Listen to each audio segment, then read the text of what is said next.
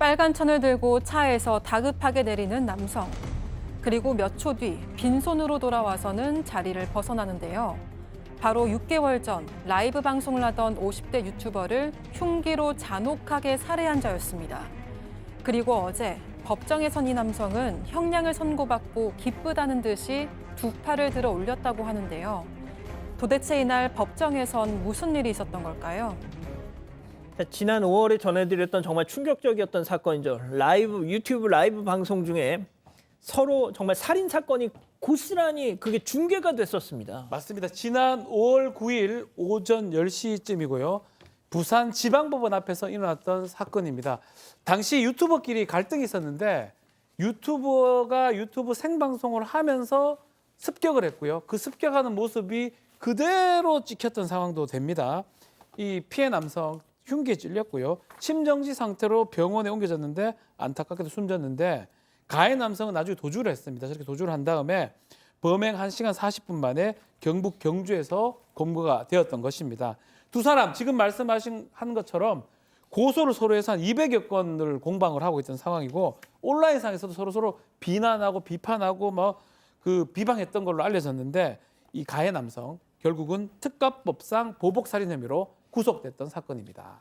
가해자도 피해자도 서로 유튜버였어요. 그러니까 유튜브 방송을 통해서 서로가 막 디스를 하고 비난을 하고 했던 겁니다. 그러다가 정말 이 오프라인에서 만나서 그게 어떤 폭행으로 이어졌고 결국 저렇게 법원 앞에서 살인 사건으로 결말이 났던 건데 이 가해자 홍모 씨, 나 계획한 것도 아니고 보복한 것도 아니다. 죽이려고 하지 않았다. 자, 그런데 말이죠. 어제 1심 선고가 나왔죠? 네, 맞습니다. 가해자 홍 씨는 경찰 조사 때부터 재판까지 계속해서 우발적인 범죄였다, 죽이려 한 건 아니었다고 진술을 했습니다. 하지만 재판부는 이를 모두 부정을 하고 공소사실 모두 유죄로 판단하고 무기징역을 선고했습니다. 위치 추적과 전자장치 부착 10년 명령도 내려졌는데요. 재판부는 홍 씨가 범행 전날 마트에서 30cm 길이의 흉기를 구매하고 도주 차량을 미리 준비한 점 등을 봐서 범행을 치밀하게 계획했다고 판단했습니다. 또 피해자가 이미 흉기로 2차례 관통상을 입고 쓰러졌는데도 피해자에게 흉기를 휘둘러서 12차례 깊은 상처를 냈다는 점에서도 살해 의도가 있다고 봤습니다. 재판부는 사죄나 죄책감을 보기가 힘들고 그간 전력을 보면 살인 범죄를 또 범할 위험성이 인정되는 점을 고려해서 사회로부터 영구히 격리할 필요가 있다라고 밝히며 무기징역을 선고했습니다. 자, 어제 법정에서 판사가 무기징역 딱 선고했을 때 이 홍 씨, 유족에게 죄송하다 이렇게 고개를 푹 숙였을까요? 체크포인트 짚어보죠. 노 후보장, 무슨 얘기일까요? 이날 법정을 찾았던 참관인 얘기 직접 들어보시죠. 어깨 가슴에다 힘주고 박수 치면서 노후 보장해 주셔서 감사합니다. 그리고 팔을 번쩍 들더라고요. 대한독립 만세 하듯. 그렇게 팔을 펼치니까 피해자 누나가 너는 살아있잖아. 우리 살려내. 이러니까 인상 팍 쓰면서 사기꾼 같은 그런 식으로 욕을 하면서 끌려나갔죠. 판사님, 검사님도 벙쪄갖고 아무 말 못하고 다들 어이가 없으니까 침묵이 잔잔했죠.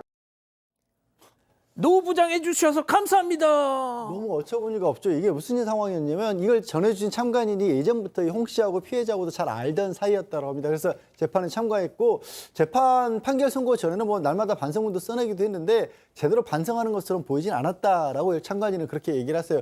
그도 그럴 것이 재판 선고받으러 들어오는데 몸에 힘 딱 주고 들어와가지고 마치 무슨 건달해도 되는 것처럼 판사가 물어보면 걸쭉한 목소리로 이렇게 대답을 했답니다. 그러고 나서 무기징역을 선고하니까 그때 일어나면서도 목하고 가슴에 딱 힘주고 일어나가지고 박수를 딱 치더라는 거예요. 그러더니 노 부장에서 감사합니다. 이게 그리고 마치 무슨 독립만세 부르듯이 팔을 번쩍 들었답니다. 이 상황이 너무 기가 막히니까 판사도 검사도 방청객들도 말을 못했다라는 거예요. 그러다가 그 정적을 깬 게 이제 유족들이 얼마나 기가 막혔겠습니까? 그렇죠. 넌 살아있잖아, 살려내 이런 식으로 이제 소리를 지르니까 이 돌아가다가 나가다 말고 또 유족들에게 폭언을 했다네요. 자, 그런데 이자 말이죠. 정말 평소에도 시한폭탄 같은 존재였답니다. 이어서 들어보시죠. 동고동락 산 사람들 얘기 들어보면 자기네끼리 딴 얘기하는데도 지 얘기한다고 막 승질을 내고 너 내 욕했지 이러고 물어본대요. 그 평생 를 갖고 다니던 애거든요. 30년 동안 연장을 등산 가방에다 메고 다니면서 나 건들면 죽이고 나 죽을 거야 이러고 다니던 애예요. 이 정상이 아니었네요. 예, 흉기를 뭐 30년 동안 가지고 다녔다라고 하면 또 자기 얘기를 안 했는데도 너 내 욕했지 하는 거 보면은 일종의 그 약간의 그 피해망상 경향이 있는 것으로 보이고요. 그리고 이제 주로 자기보다 약한 사람들 골라서 위협을 하고 또 뭐 어떤 유튜브를 통해 가지고 본인이 뭔가 어떤 그 입지가 달라지니까 마치 연예인이 된 것처럼 행동했는데 이번에 무기징역 선고받을 때 노후 보장해줘서 감사합니다라고 하는 것도 그런 맥락에서 우리가 해석을 해야 될 것 같습니다. 그리고 이제 그 범행 이후에도 그동안 저를 아껴주시고 응원해주신 여러분께 죄송하다. 그런데 저는 하나 좀 의문이 가는 게 검거된 이후에도 마지막 인사를 드린다. 그동안 고마웠다라고 하는 이런 어떤 그 실시간 댓글을 남겼다라고 하니까 이게 어떻게 그게 가능한지 그건 제가 지금 이게 말이죠. 네. 이자가 경주로 도망을 갔을 때 네. 그 틈에 자기 거기다가 올린 겁니다. 이 글을. 아니요. 그러니까 경주에서 검거되었습니다. 예. 그게 된 거 아닙니까? 되고 난 뒤에 저걸 갖다 올렸다라고 하니까 잘 미리 본인이 아마 그걸 갖다가 예상을 해서 저렇게 했는지는 모르겠지만 좌우간 좀 그런 부분들이 좀 애매한 부분이 있습니다. 그렇군요. 자, 박 변호사님. 예. 앞서 이제 법정에서도 그 유족들이 너는 살아있잖아 하면서 막 울부짖으셨다는 거예요. 예. 자, 이게 말이죠. 정말 대못을 박은 거 아닙니까? 그리고 이 얘기가 반성해서 또 다른 또 그런 행동이 왔다 갔다 하는 모습이 지난 5월 달에 사회물이 이렇게 죄송하다라고 취재진 질문에 답변을 했다가 유족한테는 또 반성하지 않는 모습을 보였고요. 또 재판하는 과정 우발 범행이다라고 계속 얘기했는데 알고 보니까 흉기도 본인이 구매를 했고 등과 가슴에 수차례 찔렀던 부분 이게 어떻게 우발 범행일 수 있느냐라고 했고 재판 과정에서는 사람으로 태어나서 짐승보다 못한 짓을 했다고 하면서도 처벌 달게 받겠다면서 지금 노후 보장 또 무죄라는 태도도 있고 왔다 갔다 하는 모습을 보였습니다. 그게 결국은 사람이라면 보일 수 있는 없는 행동이라고 해서 이 아마 법원에서 최고형을 준 것으로 좀 보입니다. 계속 뭐 2심 좀 지켜봐야 되겠습니다.